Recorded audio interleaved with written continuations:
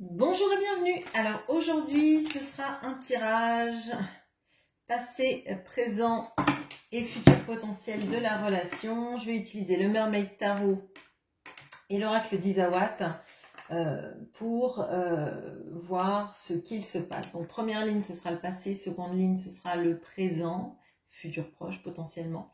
Et dans la troisième ligne, ce sera le futur, donc un peu plus éloigné, entre le futur proche et le futur éloigné. Vient de s'éjecter cette carte du Mermaid Tarot qui est le 5 de coupe. Le 5 de coupe, ça nous parle du regret amoureux, des souvenirs qui tournent en boucle, dont on n'arrive pas à... qu'on n'arrive pas à lâcher, on n'arrive pas à lâcher prise sur ces souvenirs, ils peuvent nous hanter, mais c'est principalement vraiment pour moi la carte des regrets. C'est pas la carte de ce qu'on a mal fait, c'est plutôt la carte de ce que l'on n'a pas vécu, de ce que l'on n'a pas fait, des choses qu'on n'a pas vécues jusqu'au bout, vous voyez, comme dans cette notion d'une histoire d'amour qui n'est pas fini, où il reste des questions en suspens, des problématiques qu'on n'a pas réglées, tout simplement des choses qu'on n'a pas vécues. Le 5 de coupe, c'est une carte compliquée pour moi, c'est peut-être une des pires dans les coupes, parce que quand on a des remords, on a vécu les choses, alors on peut se les reprocher, et on peut être acteur de ça en se disant « on a mal fait ». Quand on a les regrets, on est juste l'acteur de la fuite, on est acteur des mots qu'on n'a pas dit, mais c'est un second rôle en fait. On a laissé les peurs prendre le premier rôle. Je ne sais pas si je suis très claire, mais c'est comme ça que je le ressens dans le 5 de coupe. Bon, allez, le passé entre vous.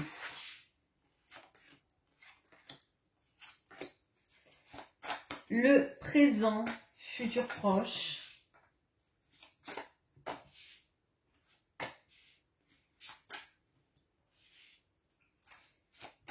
Et donc, futur proche, futur plus éloigné.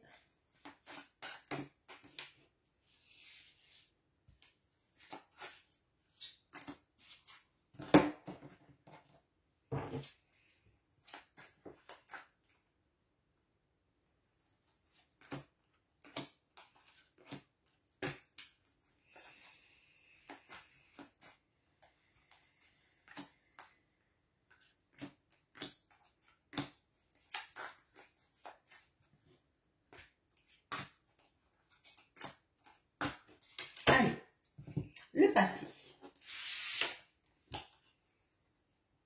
On a le chariot et on a le tango. On a la reine de coupe et l'armure. On a la grande prêtresse et la pin-up.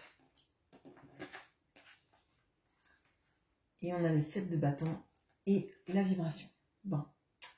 Alors, déjà, on a deux arcanes mineurs sur cette... majeures, pardon, et deux arcanes mineurs aussi, du coup, sur cette ligne. Et alors, moi, là, ce dont j'ai l'impression, c'est que pour vous, il y avait une sorte de... alors, j'allais dire d'appel de l'âme, de conscientisation que cette personne-là, elle n'était pas n'importe qui dans votre vie, elle n'était pas là par hasard, qu'il y avait quelque chose, une route à mener ensemble, qu'il y avait des fortes vibrations, en tout cas que vous ressentiez, de qui était cet autre, comment tout ce que vous étiez prête à lui donner. Cependant, il y avait quelque chose chez l'autre d'un schéma de protection. Comme si en fait il vous mettait un peu au banc de sa vie, vous aviez cette impression là d'effleurer son cœur, mais que il ou elle ne vous laisse pas forcément y rentrer.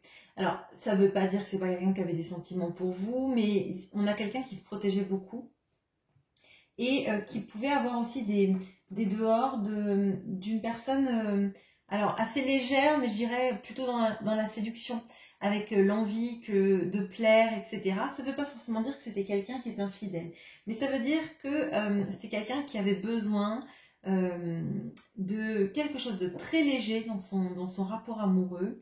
On peut avoir quelqu'un aussi, parce que avec cette notion du tango, moi, je le ressens comme quelqu'un qui était vraiment dans un pas en avant, un pas en arrière, dans vraiment une sorte de jeu de la séduction, une alchimie des corps aussi potentiellement entre vous, hein, très forte.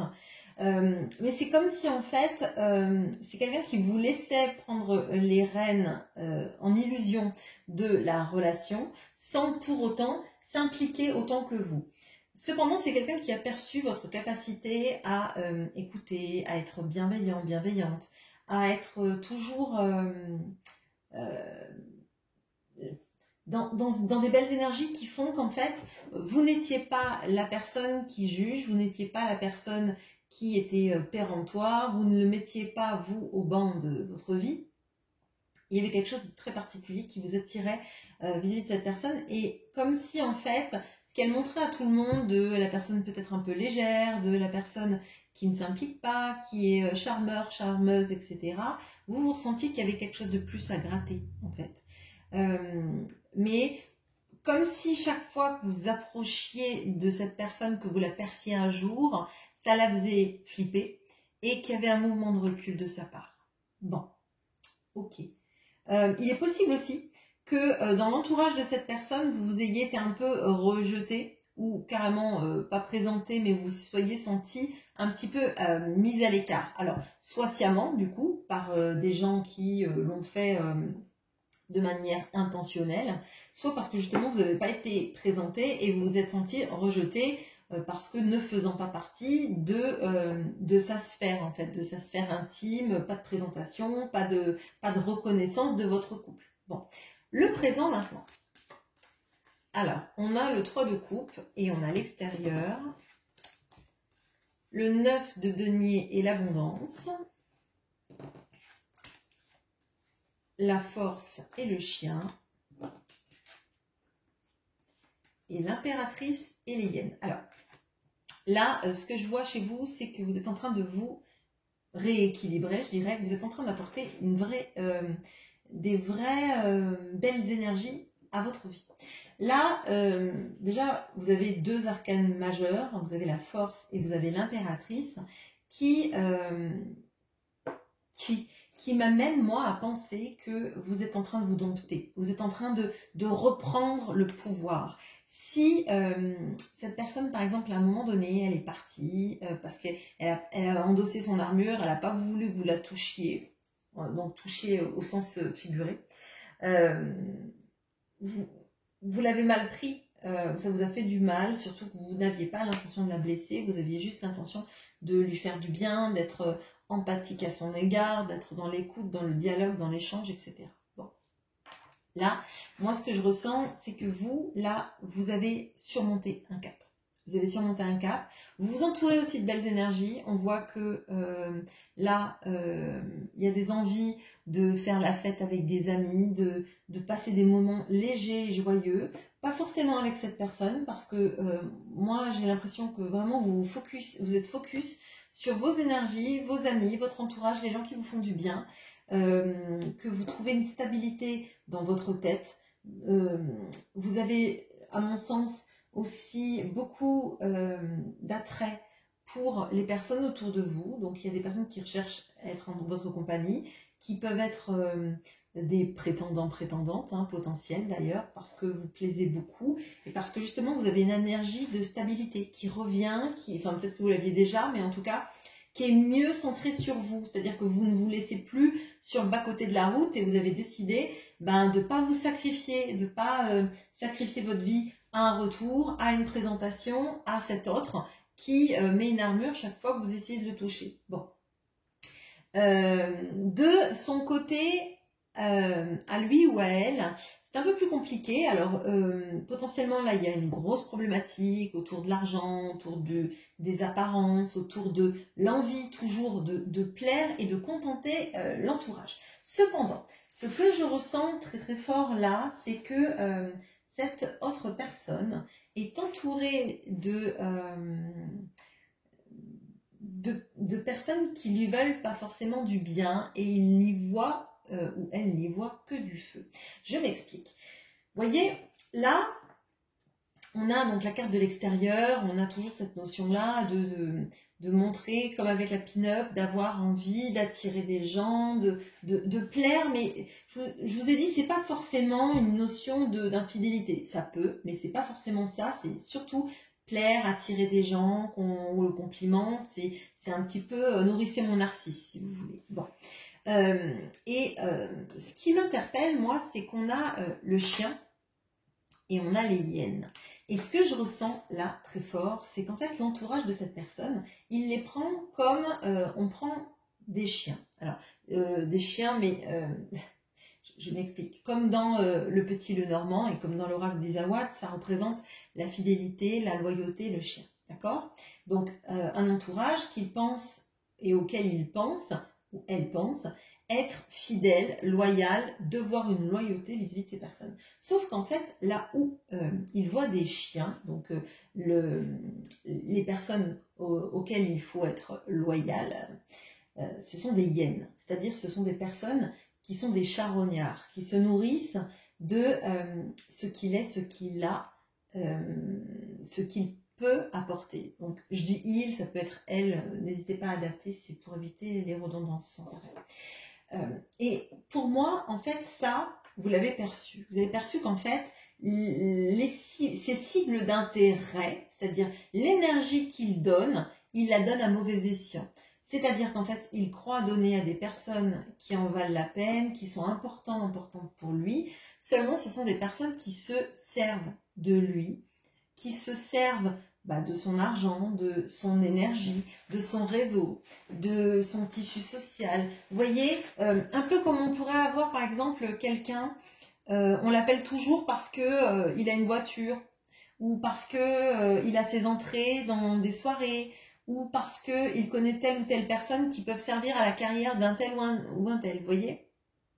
Et là, en fait, lui, il croit donner à des gens fidèles, à des gens loyaux, à des personnes qui l'aiment, parce qu'il a vraiment besoin. Là, il y a des carences affectives fortes, je dirais, qui font qu'en fait, il a l'impression que s'il est entouré, il n'est jamais tout seul, il ne sera pas abandonné, il ne sera pas quitté, etc., etc.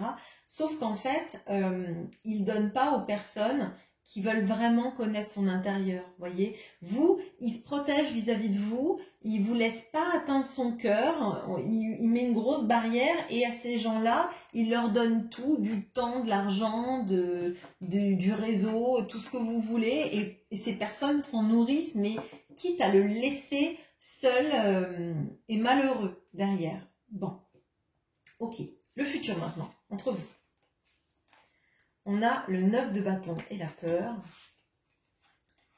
On a le 4 de bâton et la confusion. On a le 6 de denier et le gentleman. Et on a le 10 de coupe et le vent. Ok, bon. Alors là, moi, dans un futur proche, proche à moyen terme, vous vous protégez. En fait, vous avez vu que cette personne, elle a mis une armure avec vous qu'elle ne met pas vis-à-vis des personnes toxiques.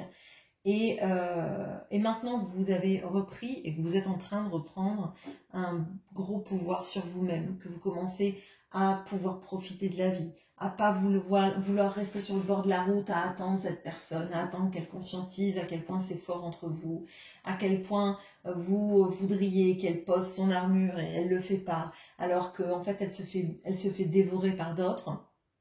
Vous dites bon, eh bien puisque c'est ça, entre nous il va y avoir une barrière que je ne te laisserai plus franchir, c'est-à-dire la barrière de lui dire ben maintenant, si tu veux revenir, quand ça te chante, quand tu as l'impression que tu es seule, quand tu as l'impression que tout le monde t'a abandonné, mais que tu n'es pas capable en fait de te dire que ces gens qui t'abandonnent, qui sont pas là pour toi, à qui tu sers de faire valoir, à qui tu sers de bouche-trou, etc., etc., va les voir plutôt, eux. Va les voir. Et puis tu t'apercevras qu'en fait, tu es seul, mais tu ne viendras pas drainer mon énergie, tu viendras pas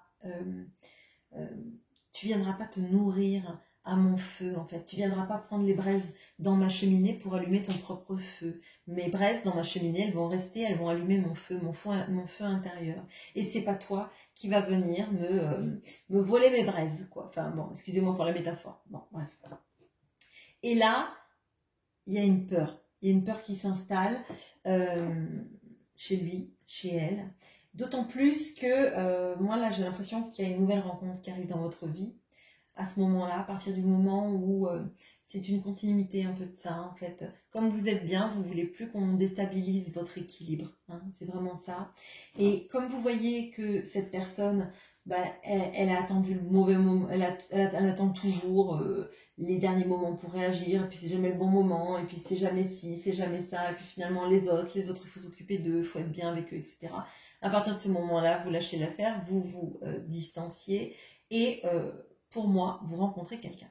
Alors, vous rencontrez quelqu'un qui vous propose rapidement quelque chose de stable, quelque chose de nourrissant, quelque chose de réciproque, hein, quelque chose dans lequel en fait vous n'êtes pas tout seul à donner, l'autre donne de manière totalement équivalente, avec plaisir, avec envie, en vous donnant des projections sur votre avenir, en vous donnant une visibilité sur ce que ça pourrait être la vie amoureuse. Et là, ben, l'autre, il en peut plus, quoi. L'autre n'en peut plus, l'autre est dans la peur, l'autre est dans la confusion, l'autre essaye de revenir avec des mots, des attentions, comme si c'était pas quelqu'un qui avait pu faire du silence radio, partir du jour au lendemain en vous laissant comme une poupée de chiffon. Et moi j'ai l'impression que tout ce qu'il peut faire, c'est que du vent, c'est que du...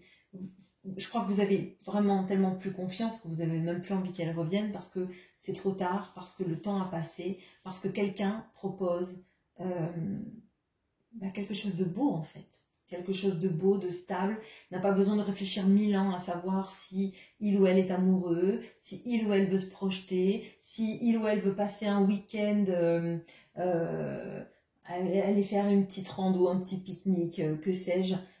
C'est pas des tergiversations, c'est pas des silences radio, c'est pas du ghosting, c'est pas des peut-être, je sais pas, limite si j'ai d'autres plans et puis on verra.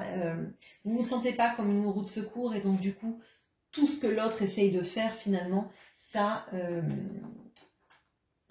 ça marche plus avec vous. Je crois que là en fait c'est vous qui faites une vraie rupture, je dirais, mais une rupture propre en fait. C'est pas une rupture dans le ghosting, c'est pas une rupture dans je vais acheter du lait, je reviens jamais, ou on passe une nuit d'amour et puis le lendemain je réponds plus aux SMS, c'est pas ça. C'est l'autre a toujours privilégié les autres. À un moment donné, vous avez compris qu'il fallait vous privilégier vous, et là il y a quelqu'un qui arrive et qui a qu'une envie, c'est de partager cet amour avec vous, c'est de vous faire sentir comme la personne la plus belle du monde, la plus intelligente, la plus drôle, passer des moments simples. Alors je vous dis pas que c'est quelqu'un qui va vous faire le tour de la planète, c'est pas ça. Là ce que je ressens c'est vraiment quelqu'un qui a envie de se projeter avec vous, envie de construire avec vous et qui vous le dit et ça fait du bien en fait. Ça fait du bien de se sentir choisi, de pas avoir l'impression qu'on donne tout le gâteau aux autres et que vous il vous reste juste les petites miettes sur le plat. Voilà ce que j'ai pour vous et je vous souhaite une très bonne journée. À bientôt.